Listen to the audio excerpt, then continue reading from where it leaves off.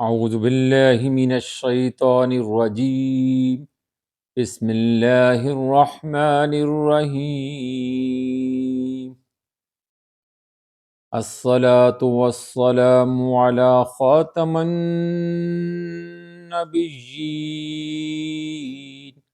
الصلاة والسلام علی ختم المرسلین الصلاة والسلام على رحمة للعالمين.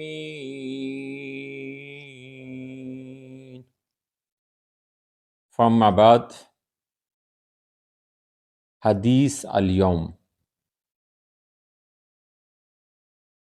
حدیث نمبر 3862، 3862، باب ہے دعاؤں کا بیان، کتاب ہے سنن ابن ماجہ، اور یہ والد اور مظلوم کی دعا کے متعلق ہے۔ حدیث صحیح ہے یہ حدیث مبارکہ حضرت ابو ہریرہ رضی اللہ تعالی عنہ کہتے ہیں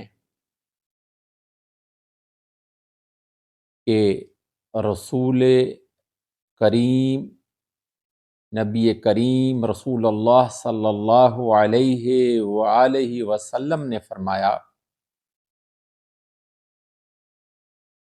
ذرا غور سے سنیے گا کہ آقا کریم صلی اللہ علیہ وآلہ وسلم نے فرمایا 3 دعائیں ایسی ہیں جن کی قبولیت میں کوئی شک نہیں، یعنی کہ وہ عام الفاظ میں اگر ہم اس کو بولیں تو ان کے قبول ہونے میں ذرا برابر شک نہیں، وہ فوری طور پہ قبول ہوتی ہیں۔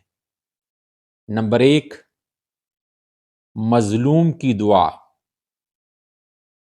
نمبر 2، مسافر کی دعا۔ نمبر 3،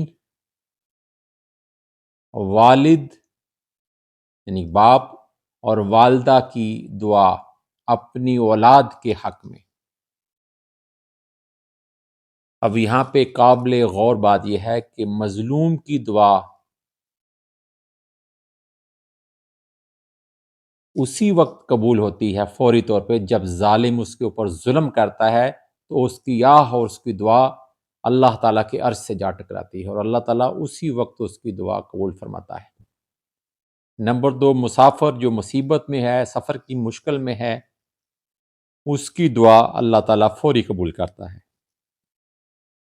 اور نمبر 3، والد اور والدہ جن کا احسان ہے، جن کا کوئی نعم البدل نہیں ہے، ان کی دعائیں اللہ تعالیٰ اولاد کے حق میں فوری قبول کرتا ہے، اس لیے ہمیشہ والدین کو بچوں کے حق میں دعا کرتے رہنا چاہیے۔